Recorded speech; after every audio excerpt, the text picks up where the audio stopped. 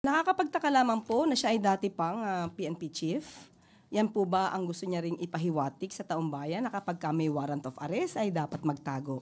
Hindi po talaga tayo magtataka kung bakit natagalan na sumuko or nahuli ang dating si Pastor Kibuloy. Well, anyway, sabi po natin, hindi natin